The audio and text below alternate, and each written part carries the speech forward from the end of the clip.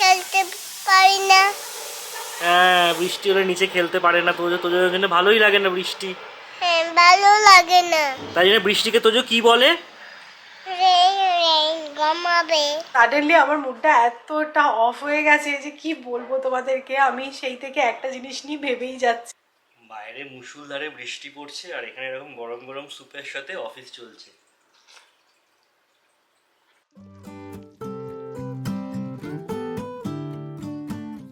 Good morning SS family, welcome back to the channel. Tojo স্কুলে চলে যাওয়ার পর এখন আমি যে রুটিনটা ফলো করছি সেটা হচ্ছে স্নানটা আগে সেরে নিচ্ছি। পুজো সকাল সকাল দেওয়া হয়ে যাচ্ছে, কাজের একটু সুবিধা হচ্ছে। বাট বাড়িতে বাচ্চা থাকলে এটাও আমি নোটিস করেছি, কোনো একটা রুটিন যে তুমি দীর্ঘদিন ধরে কন্টিনিউ করতে পারবে সেরকমটা হয় না, এদিক ওদিক সেই হয়েই যায়।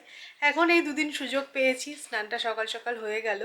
আর সত্যি বলতে তোজো স্কুলে চলে যাওয়ার পর এত ঘুম পায় না, মানে মনে হয় যে যাই গিয়ে ঘুমিয়ে যাই, কিন্তু তারপরে এটাও মনে হয় যে 3 ঘন্টাই সময় পাওয়া যায় ফ্রিলি কাজ করার। তো যে স্কুলে থাকে যেহেতু এই সময় ঘুমিয়ে কাটিয়ে দিলে আর হবে না। আর ওয়েদারটাও যা, আবার স্নান করেছি, পুরো ঘুম ঘুম পাচ্ছে। এই স্যাটারডে আবার তোজোর প্যারেন্টস টিচার মিটিং আছে, আমাদের টাইমিং স্লটও দিয়ে দিয়েছে, ওই টাইমিংয়ে আমাদের যেতে হবে। তো ফার্স্ট পিটিএম, আমরাও এক্সাইটেড, কারণ এটা আমাদের কাছেও একটা নতুন এক্সপিরিয়েন্স। এমনিতে দেখো এভরিডে বেসিসে যেই অ্যাক্টিভিটিগুলো ওদের স্কুলে হয় সেগুলো তো আমরা দেখতে পাই, আমাদেরকে ভিডিও পাঠায় হোয়াটসঅ্যাপ গ্রুপে। আর ওদের একটা বাডি অ্যাপ বলে আছে, ওই অ্যাপেও সমস্ত কিছু চলে আসে। বাট স্কুলে গিয়ে তোজো কীভাবে কমিউনিকেট করছে বা ও কতটা অ্যাটেনশন দিচ্ছে সেগুলো টিচারদের সাথে কথা বললে বুঝতে পারবো। এমনিতে যেটা নিয়ে আমি ফার্স্ট একটুখানি কনসার্ন ছিলাম যে দেখো ল্যাঙ্গুয়েজটা তো একটু প্রবলেমেটিক বটেই, মানে আমরা 2 বছর ধরে শুধুমাত্র বেঙ্গলিতে ওর সাথে কথা বলেছি, কিন্তু বলতে নেই 3 মাস স্কুল করছে, হিন্দিটা এত সুন্দর বলতে পারে এখন, এমনিতেও স্কুলে গিয়ে হিন্দিতে কথা বলে। তারপরে মাসি যে আসে 2.5 ঘন্টা, মাসির সাথে পুরোপুরি হিন্দি মারাঠিতে কমিউনিকেট করে, নিচে থাকে। কিন্তু মাসি বলে মারাঠিটা বলতে পারছে, বাট আমি অতটা বুঝতে পারি না যে মারাঠি বলতে পারছে, বাট হিন্দিটা খুব ভালো বলতে পারছে। আর ইংলিশে ছোট ছোট সেন্টেন্সগুলো কনস্ট্রাক্ট করতে পারছে। এমনি তো আমরা ইংলিশে কমেন্ট ওকে দিই, সেগুলো একটু বাড়ি থেকেও শেখে। হিন্দিটা আমরা সত্যি বলতে বাড়িতে একদমই ওকে শেখাই না, কারণ আমি জানি হিন্দিটাও শিখে যাবে। সত্যি গো ভীষণ ভালো হিন্দি বলতে পারছে, আমি এতটা এক্সপেক্ট করিনি। তো যাই হোক, এবার গেলে বুঝতে পারবো মানে কিভাবে কি ও কতটা অ্যাটেনশন দেয় না দেয়। এক্সাইটেড বেশ। সেদিনকে যে রেন্ডিলি গাছটা আনলাম তোমাদেরকে দেখালামই যে সুন্দর ফুল ফুটছে, বাট বেস্ট পার্ট হচ্ছে আমার সেই গাছটা দেখো, যেটাতে আমার কোনো আশা ছিল না যে এবছর ফুল হবে বলে, বাট এই যে কুড়ি এসছে, একটা কুড়ি এসেছে মানে এটা পুরো ভরে যাবে কনফার্ম। লাস্ট ইয়ার বাবার যখন শরীর খারাপ হয়েছিল, মানে নিউমোনিয়া টাইপ হয়ে গেছিলো, তখন তোমরা অনেকেই বলেছিলে যে বাবাকে কেন আমরা নিউমোনিয়া ভ্যাকসিন দিইনি। অ্যাকচুয়ালি আমাদের মাথায় তখন আসেনি, এবং বাবার যে ফিজিশিয়ান ছিল সেও কোনো দিন প্রেসক্রাইব করেনি। বাট পরবর্তীকালে আমরা দেখি যে হ্যাঁ, একটা সার্টেন এজের পর প্রত্যেকের নিউমোনিয়া ভ্যাকসিনটা নিয়ে নেওয়া উচিত, to be on a safer side. তো বাবার শরীর খারাপের পর আমরা বাবার যে রেগুলার ফিজিশিয়ান ছিলেন ওনাকে চেঞ্জ করি। তো তিনি এখন দেখছেন বাবাকে ফ্লু আর নিউমোনিয়া দুটো ভ্যাকসিনই সাজেস্ট করেছেন। তো ফ্লু ভ্যাকসিনটা বলেছে এখন নিয়ে নিতে, আর নিউমোনিয়া ভ্যাকসিনটা নভেম্বর মাসে নিতে বলেছে। Pneumonia is a one time vaccine, আর ফ্লুটা তো প্রত্যেক বছরই নিতে হয়। ইনফ্যাক্ট তোজোও নেয়, মানে যাদের বয়স 70-এর ওপরে আর যেসব বাচ্চারা আছে যারা 10 বছরের নিচে, তাদের প্রত্যেকেই ফ্লু ভ্যাকসিন প্রতি বছর নিতে হয়। তো তোজোরটাও ডিউ আছে, ও জ্বর হয়েছিল বলে আমরা দিইনি, সামনের সপ্তাহে গিয়ে দিয়ে নেব। তো বাবারও নেক্সট উইকে ফ্লু ভ্যাকসিন হয়ে যাবে, আর নিউমোনিয়া ভ্যাকসিনটাও নভেম্বরে আমরা ডিসাইড করেছি দিয়ে নেব। অ্যাকচুয়ালি কী বলতো, লাস্ট ইয়ার যেটা হয়েছিল মানে সত্যি ভয়ের ব্যাপার হয়ে গেছিলো, তো সেই কারণে আমরা কোনো চান্স নিতে চাই না। এবার বাবাকে খুব মানে যত্নে রাখার চেষ্টা করছি। যত্নে যে আগে রাখতাম না সেরকমটা নয়, বাট কী আর করা যাবে। এই নিউমোনিয়া ভ্যাকসিনটা একবার মিস হয়ে গেছে, ওটা সবসময় মনে হয় যদি দেওয়া থাকতো তাহলে হয়তো এতটা মানে ক্রিটিক্যাল হতো না। বাট এবার সমস্ত রকমের প্রিকশন নিচ্ছি। আর একটা মেডিকেল ব্রেক থ্রু হয়েছে, নিউজটা তোমরা শুনেছো কিনা জানি না, ডেঙ্গু ভ্যাকসিন এসছে, মানে অ্যাপ্রুভড হয়েছে ডেঙ্গুর ভ্যাকসিন। মানে এটা যে কী উপকারী কী বলবো, বিশেষ করে আমাদের মতো দেশে যেখানে এখনও ওয়েস্ট ম্যানেজমেন্ট ঠিক করে হয় না, প্রচুর পরিমাণে মশা, এবং প্রত্যেক বছরে ডেঙ্গু আউটব্রেক যত বড় শহর আছে সব জায়গায় হয়। তো এই ডেঙ্গু ভ্যাকসিনটা আসার পর সত্যি প্রচুর উপকার হবে মানুষের।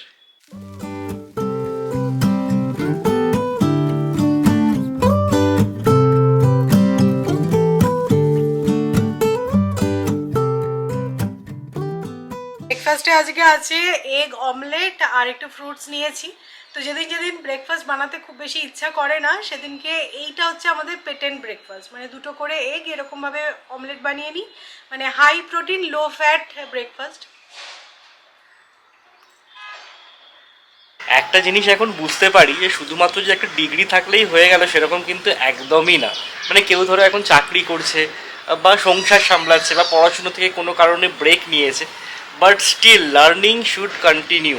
মানে এটা আমাদের ক্ষেত্রেও একদমই তাই। মানে বয়স হয়ে গেছে বা 10-12 বছর আগে আমরা একটা ডিগ্রি নিয়ে নিয়েছি বলে যে এখন লার্নিং স্টপ হয়ে যাবে সেটা একদমই নয়।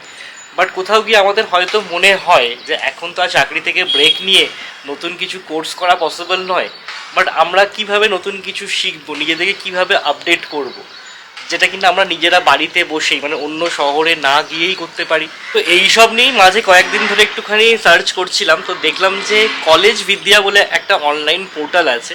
দেখে যেটা আমার খুব ভালো লাগলো। মানে সবসময় আমাদের অনলাইন কোনো কোর্স করব ভাবলেই মনে হয় সেটা রিয়েল না ফেক। কারণ গুগলে যদি সার্চ করি আমি অনলাইন কোর্স অ্যাবাউট যে সাবজেক্ট আমি করতে চাইছি, হাজার একটা অপশানস তো পেয়ে যাবো, বাট সেটা কতটা লেজিটিমেট সেটা কিন্তু কেউ বলে দেবে না। বাট কলেজ বিদ্যা হচ্ছে কি এমন একটা প্ল্যাটফর্ম যেখানে তোমরা সমস্ত ইউজিসি অ্যাপ্রুভড ইউনিভার্সিটির লিস্টিং পেয়ে যাবে। আর বেস্ট পার্ট হচ্ছে কলেজ বিদ্যা কিন্তু একটা কম্প্যারেটিভ অ্যানালিসিস দেয়। মানে যে কটা ইউনিভার্সিটি তোমরা শর্ট লিস্ট করলে তাদের একটা কম্প্যারেটিভ স্টাডি করে ওরা দিয়ে দেবে, সেখানকার প্লেসমেন্ট কীরকম, ফিস কীরকম, কোন কোন কোর্সগুলো ভালো, মানে এইগুলো সব জানার জন্য আর তোমাদেরকে বিভিন্ন প্ল্যাটফর্মে ঘুরতে হবে না। কলেজ বিদ্যা is a go to place for all this things.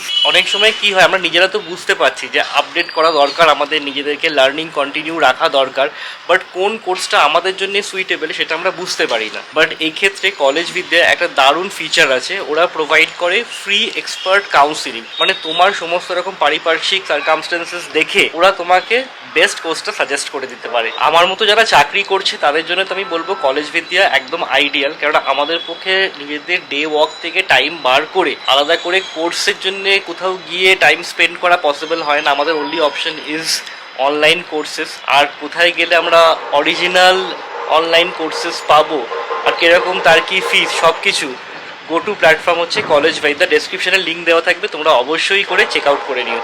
Amazon থেকে একটা পার্সেল এসেছে, এটা একটা কাজের জিনিস আনিয়েছি। আমাদের হ্যান্ড টাওয়েলগুলোর এমন অবস্থা হয়েছিল, আর এখন বর্ষাকাল তো মানে ধুয়ে দিলে যে সাথে সাথে শুকিয়ে যাবে সেরকমটা নয়, মিনিমাম হাতে 2 দিন রেখে ভাবতে হবে। তো সেই কারণে আরও দুটো আমি হ্যান্ড টাওয়েল অ্যামাজন থেকে অর্ডার করেছিলাম। দেখি কোয়ালিটিগুলো কেমন।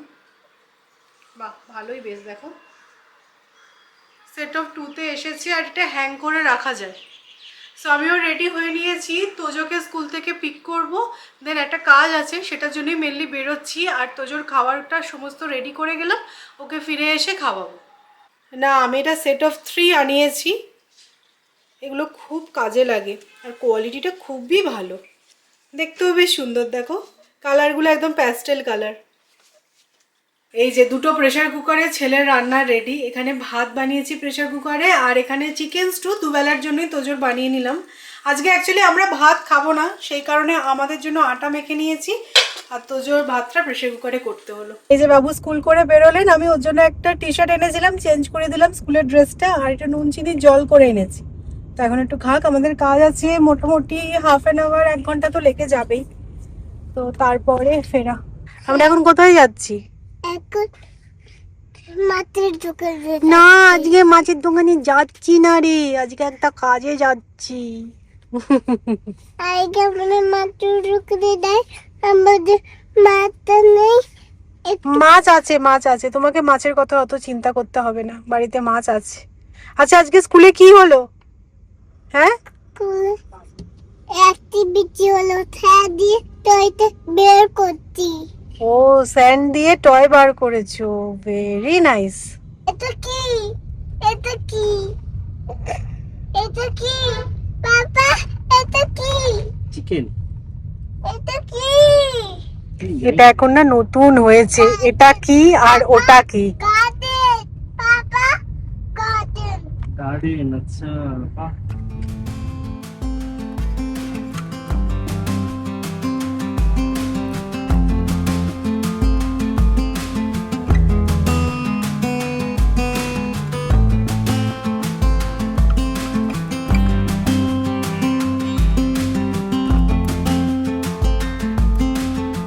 এতদিন ধরে যারা তোমরা আমার ব্লগ দেখো তারা তো জানবেই যে আমি ওয়েস্ট সাইড ব্র্যান্ডটাকে কত পছন্দ করি। আগে তো ছিল ক্লোদিং এর জন্য, এখন হোম সেগমেন্টের জন্য। এত সুন্দর সুন্দর অ্যাস্থেটিক ওরা হোম সেগমেন্টেও সব এনেছে। বাই দ্য ওয়ে, এটা বলছি এই কারণে, আমরা কাজ ছেড়ে ফেরার পথে দেখলাম ওয়েস্ট সাইডে সেল স্টার্ট হয়ে গেছে। আমার ওয়েস্ট সাইডের সেল মুখস্থ থাকে, মানে 1 অগাস্ট থেকে সেল শুরু হয়, মানে বছরে দুবার ওরা সেল দেয়। এটা দেখছি আগে থেকেই স্টার্ট হয়ে গেছে। আজকে 30 জুলাই। আমি চলে এসেছি, আমি না 2 দিন হয়ে গেলে আর কিচ্ছু সাইজ পাওয়া যায় না। আমি চলো আমি আগে যাই, গিয়ে দেখি। এত ভিড়, এখন শপিং ব্যাগ পাওয়া যাচ্ছে না, হাতে নিয়ে ঘুরতে হচ্ছে।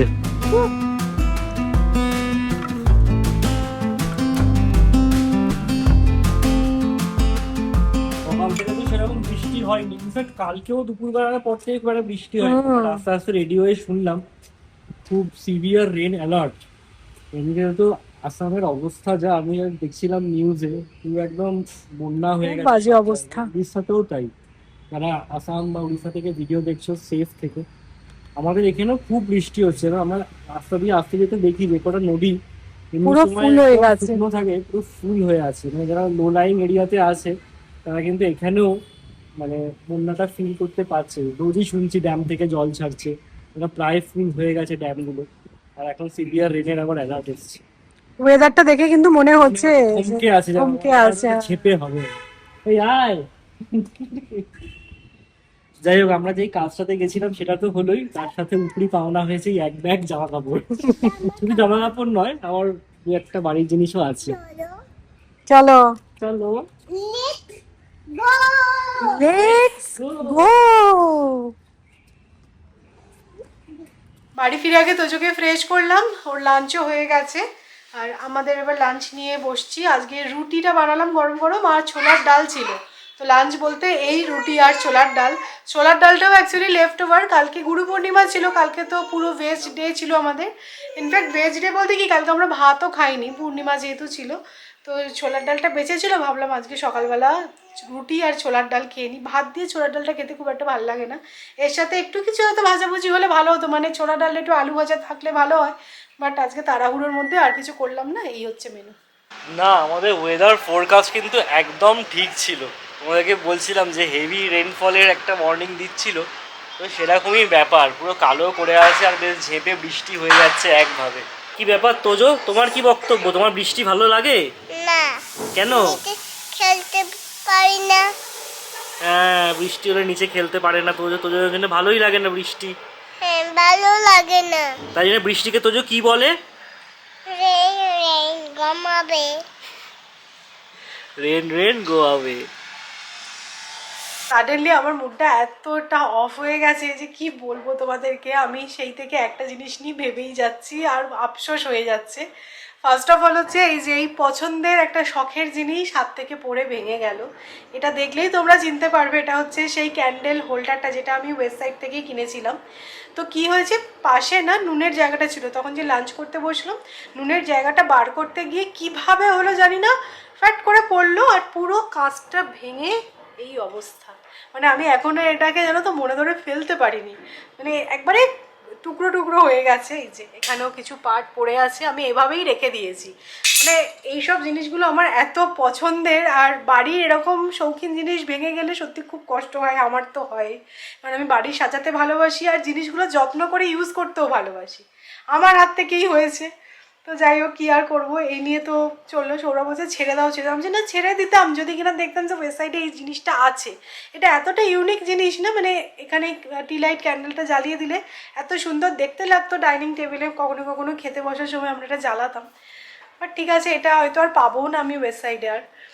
আর একটা হচ্ছে মাসি জেনারেলি না বলে আসে না, এমনিতে কামাই প্রচণ্ড, মানে তোজোর যে মাসি আছে তাও আমি ঠিক আছে কামাই হোক আসে। তো মানে যদি সপ্তাহে 7 দিনের মধ্যে 5 দিনও আসে তাও আমার লাভ। তো আসছে না, 6:15 বেজে গেছে, ফোন করলাম, বললো যে না আমার শরীরটা ভালো নেই, আমি যাবো না। বললাম যে তুমি একবার ফোন করে তো আমাকে জানাবে। না, আমার ফোনটা সুইচ অফ হয়ে গেছিলো, এই জাস্ট অন হলো। কি আর বলবো, কিছু করার নেই। কী বলো তো, আগে থেকে জেনে থাকলে না যে মাসি আসবে না, আমি সেই মতন আমার কাজটা ক্যালকুলেট করে রাখি। আমি জানি মাসি আসবে, তারপরে আমি আমার কাজ সারবো। এখন কি হবে, আমাকে তোজোকে পুরো সময়টা দিতে হবে না, এই 2-2.5 ঘন্টা যে সময় পাই অনেকটা সুবিধা হয়। ব্যাস এবার চলো, এই চলছে আজকে। মানে সন্ধ্যেটা মোটেও ভালো কাটছে না সৌরভ, বুঝলে? সন্ধ্যে না, ওই দুপুর থেকেই কাটছে না ভালো। তো লাঞ্চে আজকে আমরা ডাল আর রুটি খেয়েছি, তো সেটাকেই কম্পেনসেট করতে ডিনারটা আজকে ফাটাফাটি, মানে চিকেন স্যুপ দিয়ে শুরু হচ্ছে, আর মেন কোর্সে থাকছে ফ্রাইড রাইস, আর তার সাথে হচ্ছে চিলি প্রন। বেসিক্যালি আমি ভেবেছিলাম চিলি প্রনটাই বানাবো, তারপর সৌরভ শুনে বললো চিলি প্রনের সাথে রুটি ভালো লাগবে না, তো একটু ফ্রাইড রাইস বানাও। ফ্রিজের ভাত ছিল, তো সেই লেফট ওভার ভাত দিয়ে আমি ডিম দিয়ে বানিয়ে নিয়েছি। আর চিকেন স্যুপটা না আমার আর সৌরভের কয়েকদিন ধরেই মনে হচ্ছে খাবো খাবো, ওয়েদারের জন্যই মেবি, তো সেই কারণে চিকেন স্যুপ বানাচ্ছি। এটা তোজোকেও দেবো। তো এর মধ্যে গোলমরিচ, আদা রসুন বাটা আর পেঁয়াজ দিয়ে একটু নুন দিয়ে সেদ্ধ করে নিয়েছি। এবার চিকেন স্যুপ বানাতে তো আর খুব বেশি সময় লাগবে না, জানোই। তো চলো, আজকে দারুণ মেনু। তো এই যে রাইসটাও বানানো হয়ে গেছে। তোজোর আজকে হোমওয়ার্ক ছিল, কমপ্লিট হয়ে গেছে। এটা কিসে কালার করছো তোজো? ফিতে ফিশে কালার করছো? কি কালার? আমি অরেঞ্জ কালার করছি। Orange colour. তোজো একদম যুগের সাথে তাল মিলিয়ে অরেঞ্জ কালারের ফিশ বানাচ্ছে।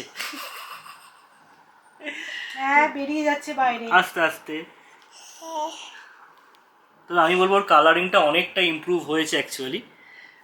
মানে ও পুরোটাই নিজে নিজে করেছে, খুব যে ওখানে নয়, খুব যে বেরিয়ে গেছে তা নয়, একটু অদ্ভুত বেরিয়েছে ঠিক কথা, বাট স্টিল অনেকটা ইমপ্রুভ করেছে। এগুলো কিন্তু বদমাইশি হচ্ছে, ম্যাডাম বকবে, দেখ তোকে এবার টিচার বকবে। না, বকবে না? ম্যাম কালকে হেডে ওরকম করছো, আজ স্টার পাবে না। হ্যাঁ চার পাবো। তাহলে তুমি এখানটা করলে কেন কালার? তোমাকে তো এইখানটা সুন্দর কালার করলে, আবার এখানটা কালার করলে কেন তাহলে? এটা মুছবে। কিন্তু মোছা যাবে না তো। হ্যাঁ মতো দাবে। কি করে মোছা যাবে? মতো দাবে। কি করে যাবে বলো? মতো দাবে। কি দিয়ে মুছতে হবে? নেতা বাড়িতে আনো, মুছে দিচ্ছি। আমি ফিশটা কালকে কিনবো। ফিশ কিনবে? আচ্ছা, কি ফিশ? এটা কি ফিশ আবার?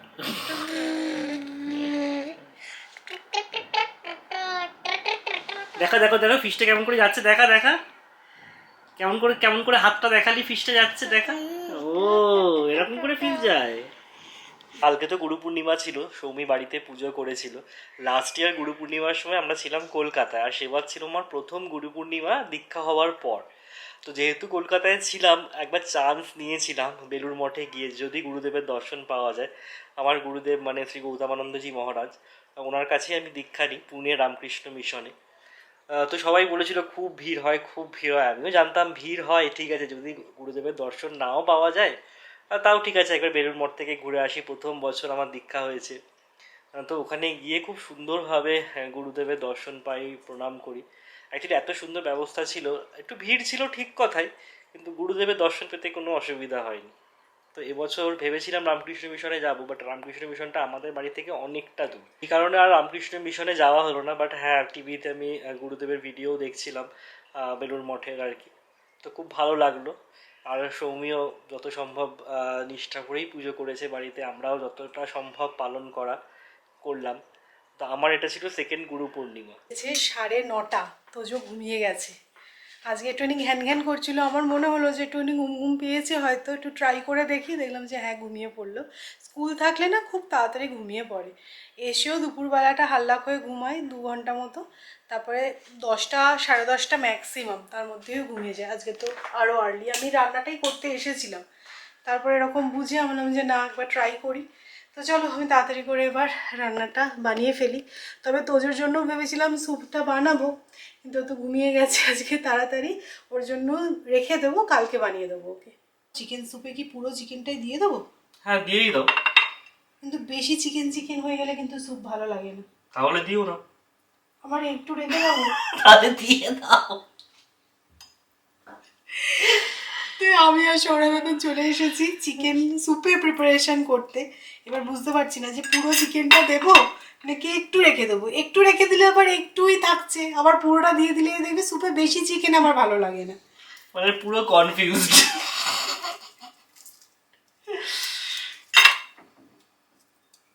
সৌরভ আজকে আমাকে হেল্প করছে চিকেন স্যুপ বানাতে।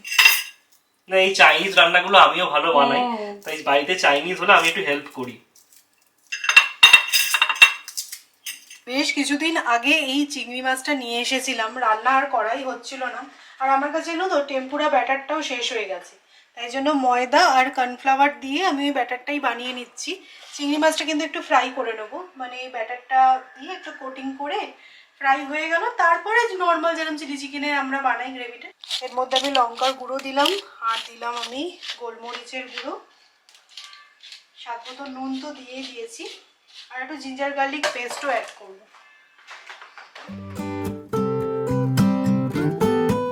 দেখো চিংড়ি মাছের গায়ে কিন্তু সুন্দর একটা কোটিং হয়ে গেছে, এবার এটা ফ্রাই করে নেব।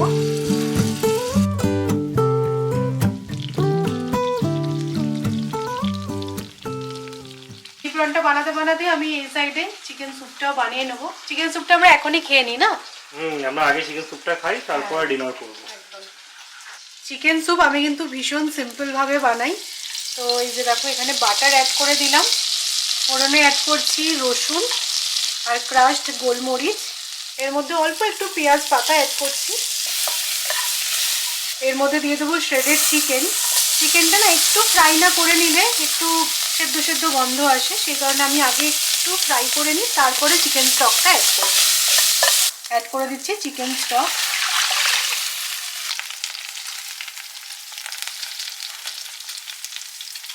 চিকেন স্যুপের রেসিপি তোমাদের সাথে কি শেয়ার করবো আমি জানি তোমরা সবাই জানো, বাট আমি বানাচ্ছি একটু সিম্পল ওয়েতে তোমাদেরকে দেখিয়ে দিচ্ছি। তো স্বাদ মতো নুন, অল্প একটু ভিনিগার, একটু সোয়া সস কিন্তু অবশ্যই অ্যাড করবে, আর লাস্টে একটু থিক বানানোর জন্য কর্নফ্লাওয়ার অ্যাড করবো।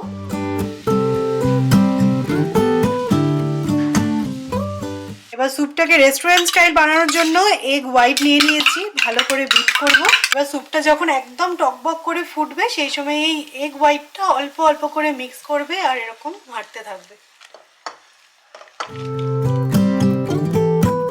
একদিকে স্যুপ রেডি, আর এদিকে চিলি প্রনের জন্য পেঁয়াজ আর ক্যাপসিকাম ফ্রাই করা হয়ে গেছে। এই রেসিপিটা দেখালাম না, ভীষণই কমন। চিলি চিকেন তোমরা খাওই, বাট সবসময় চিলি চিকেন খেয়ে যদি ভালো না লাগে চিংড়ি মাছ দিয়ে কিন্তু এরকম প্রিপারেশন বানাতে পারো, ভালো হয় খেতে। আর আমি তো চিংড়ি মাছ খেতে ভীষণ ভালোবাসি।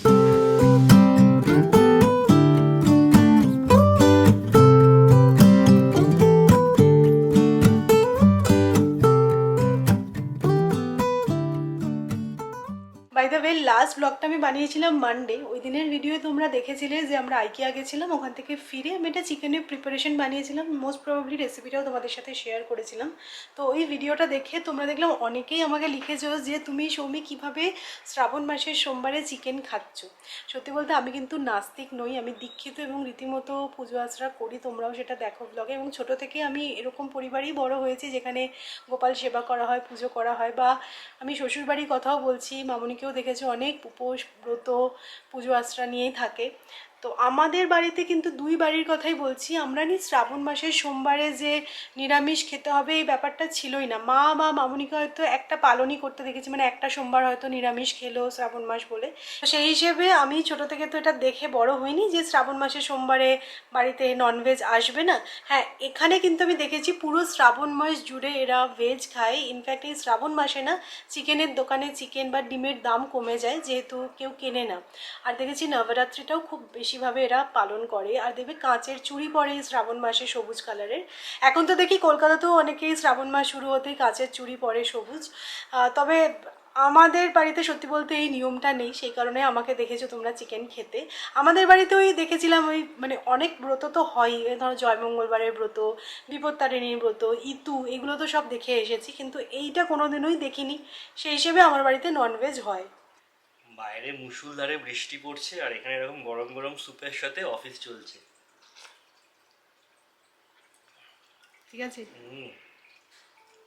তো আমিও এক বাটির স্যুপ নিয়ে বসেছি, এখন একটু এডিট করব আর স্যুপ খাবো। তো এই যে ডিনার সার্ভ করে নিলাম। আর আজকে যে ওয়েবসাইটে গেছিলাম, এই প্লেটটা তো আমার কাছে ছিল, এটা ওয়েবসাইটেরই। আর এই বাটিগুলো না ডিসকাউন্টে ছিল, তো এরকম দুটো বাটিও নিয়ে নিয়েছি। সুন্দর দেখো ম্যাচ হয়ে গেছে, মানে এটা সেটের আর কি, তখন নেওয়া হয়নি তো এখন ডিসকাউন্টে পেয়ে গেছি।